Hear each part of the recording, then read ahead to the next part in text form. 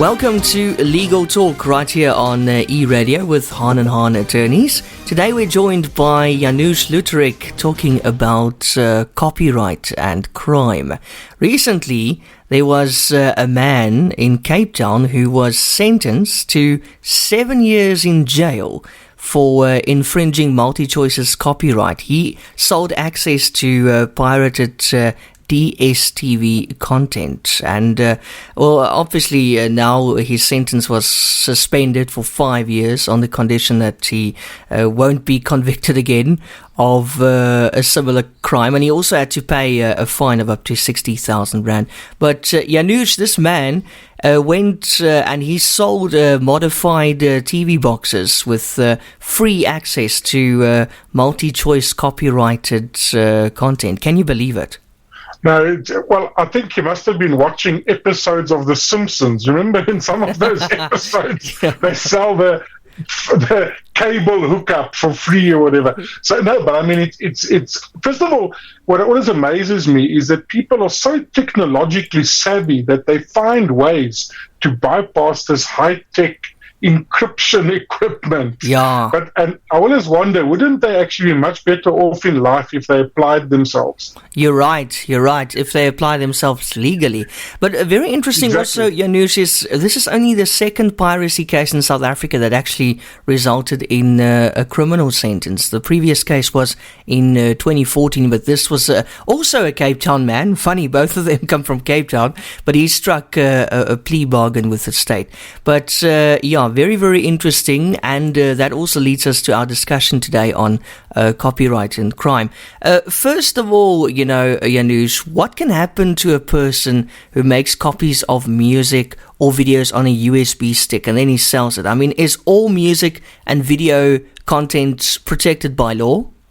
Well, yeah, any music or video produced anywhere in the world, well, just about anywhere in the world, let's leave it at that, is protected under copyright laws against unauthorized broadcast or copying for sale or any other commercial use. I think it's important here to distinguish between commercial use and somebody who just makes a copy for themselves to watch in bed on their phone or something. In our law, that is not illegal. In other countries, it is illegal, even to make copies for yourself. Geez, well, who's going to know? Unless you tell somebody. Well, you never know. They might check your phone when you're going through immigration or something and find the movies. Oh my god! And then it's a problem.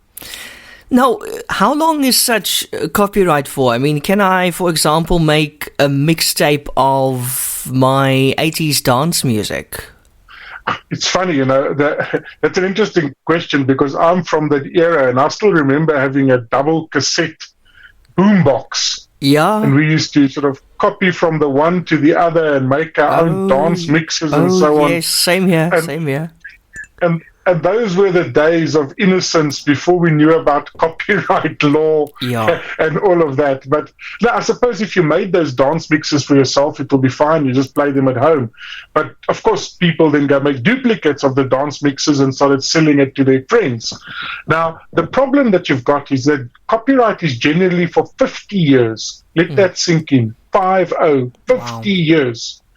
And this can be counted from the date it's first made available. So when they sold the Now 13 or whatever in 1983, you'd have to add 50 years to that. Then only the copyright in that Now whatever number it was would expire. But it's even trickier because some copyright from the USA is as long as 95 years. Wow. Can you believe it? 95 years. That's long. A number of years ago, they amended the law in America to say that Disney works had to be protected for longer because they were so important.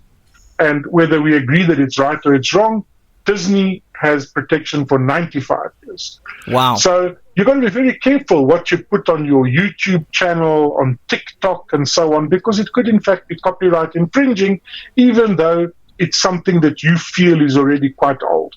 Yeah, a lot of the times, they give you the option to legally put that into your videos, I've noticed, and then it gives credit to it and so on.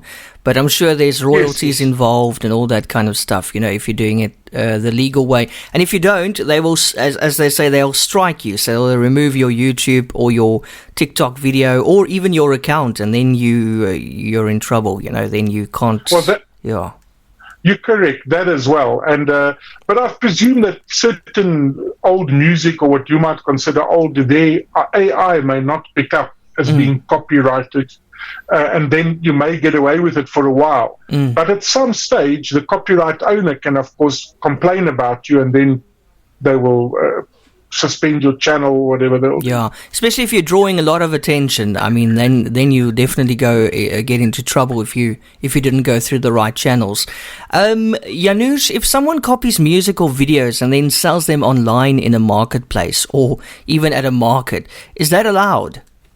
No, well, not at all. If you brought music or a video, you will see it's marked that it's copyright protected, and most movies start with a copyright warning. When you watch videos or whatever, there's that screen that gives you a warning, and it says the FBI will prosecute you.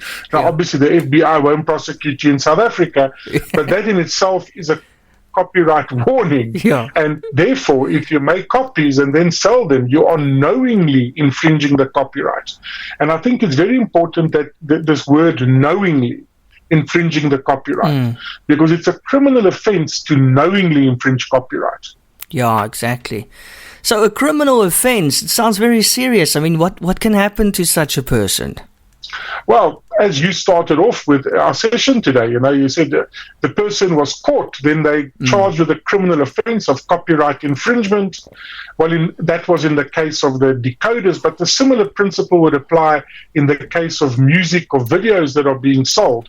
And if they are then found guilty of knowingly infringing the copyright, then they can either be fined thousands, as you said, this person got a 60,000 Rand fine, or they can even be sent to jail, depending on whether it's the first time they've done this or they are repeat offenders. They may already have a suspended sentence for something else. One doesn't really know. But it certainly can have very, very severe consequences, because you will end up with a criminal record. Yeah. And, a criminal record really interferes with how you live the rest of your life, getting a job, all of those issues, traveling overseas, you can't get a visa because you've got a criminal record. So it's very serious. It's not a harmless type of offense. Yeah. I think at this point there's something that one needs to maybe say, that you will sometimes see, or you used to, I don't know if you still do, you'd see people standing on the side of the road selling CDs and DVDs of movies and so on. Oh, yeah. And we need to distinguish very clearly between people that are selling counterfeit copies. In other words, they've made the copies themselves, or they've bought unauthorized copies. There are other people that sell genuine product. They just imported it themselves, let's say from Singapore or Malaysia or somewhere. And it's not illegal to do what they call parallel importation. It's still the legitimate product. It's just not sold by the South African agent. That is not illegal. And I want to be clear about that, because over the years I've had to advise a number of such importers. But what is illegal is to take a music CD or a recording and make copies and then sell those yourself. Yeah, I can imagine, because you are profiting from somebody else's work. That's just not right. Exactly. Janusz, can the true owner of the video or music claim from such a person? Oh, yes. And in fact, one of the reasons I think that there are so few criminal cases, because, it's quite difficult to get the police, unfortunately, to take a criminal offense of copying music that seriously in a country like South Africa, when we have murders, hijackings, rapes, who knows what else. So unless you are a serious kingpin and making thousands of copies, you probably, then you're not going to be high on the agenda of prosecution. But that doesn't mean that the owner of the copyright can't sue you and claim money from you for the fact that you are now infringing their copyright and depriving them of the profit that they should have made by selling the music or selling the videos. So you could be sued and have to pay the damages, and more importantly, in some cases, pay the legal costs of the other side. So if Universal Music or whatever has a legal team and they now have to come and sue you, you could end up having to pay Universal Music's legal team as well. Wow. And that can be a lot of money. Yeah, I can imagine. Goodness gracious.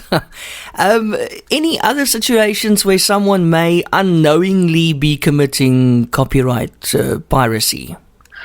So this is a really important one, because besides the people who are obviously going out there, they know they've made an illegitimate copy, they are selling it for profit, this chat with the decoders, those are hardcore and we know them. There are many, many people who are completely unable to understand that they've done something wrong, because they've gone on the internet and there's a news story and there's a photo of somebody in a car that's been washed off a bridge, for example. They take that picture, which has now been taken by, let's say, a Sapa photographer, and they post it on their own website. They say, here's a website of the 10 worst traffic accidents. Yeah. And they post these 10 pictures, not understanding that you're not allowed to do that, because those images belong to someone. Those images have copyright. And you cannot simply lift an image or a photo or music or anything like that from a story on social media or a news story and use it for yourself. Yeah. More so, use it commercially. You now have a YouTube channel, and what's happening is you're selling advertising or whatever. So you just got to be very, very careful that you don't do that. And in the last 2-3 years, what's been happening, photographers have pulled together and their photos are being managed by libraries. And those libraries go out and they've got bots that search the net, and they find people that are illegitimately using those photographs. And then they are claiming payment of thousands, sometimes tens of thousands, on behalf of the original copywriter. Now you get a letter and it says, we are writing to you on behalf of this guy that's a photographer. You have used this photograph which belongs to him. And often they're sports photographs. The ones that have been brought to me have been a cricketer hitting a ball or a soccer player scoring a goal. And they got those action photos. Those photographers are really good. And then people pick that photo and use it on their content. Exactly. And then you've got problems. Adding a question, Janusz, what if you give credit to the original photographer or source? So the only time you're allowed to do that is if you yourself are a news type service. So if you are reporting a news story, you use the photo, you properly cite who took the photo, and you use it in the context of news. Then in South African law, you're fine. Yeah. But you cannot just take somebody's work and think, well, now it's fine because I've credited them, and you're using it for a commercial purpose, not a news reporting purpose or an academic purpose. Yeah, that's so true. And we see that very, very often nowadays, especially on social media. It looks like it's becoming a bit of a epidemic there. I can just imagine with the Soccer World Cup or the Football World Cup at the moment. Yeah. There are lots of action photos everywhere, and I see them popping up on people's Twitter timelines and things like that. And, there can be consequences. Yeah, definitely. But also for listeners looking for nice photos, and not necessarily the action photos from the cricket or the soccer, but if you're looking for a nice photo, you can always go onto a site where you get these for free, and they're royalty free. Some of them you have to credit. That would be, for example, Pexels, which is one of the sites that I like to use, Pexels, and that's totally legal, which is very, very nice, high-quality images. So go and look for these royalty-free images sites as well. They're very, very handy. Janusz, that was very, very interesting. A big thank you to you.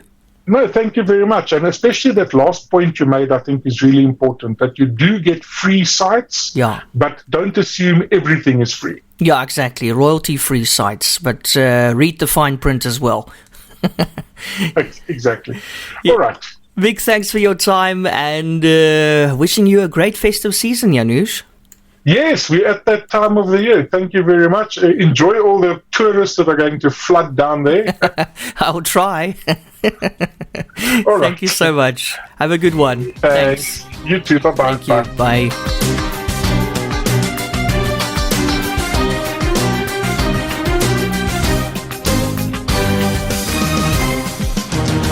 Are you or your business in trouble and struggling to find a solution? Call Hahn & Hahn Attorneys as we assist clients in finding solutions. We specialize in consumer and food law, commercial and construction law, forensic investigations and administrative law. Visit hahnlaw.co.za. That's HAHN. We assist clients nationwide. Hahn & Hahn Attorneys, because we care. Don't miss Legal Talk with Hahn & Hahn Attorneys, Wednesday mornings at 10 on eRadio.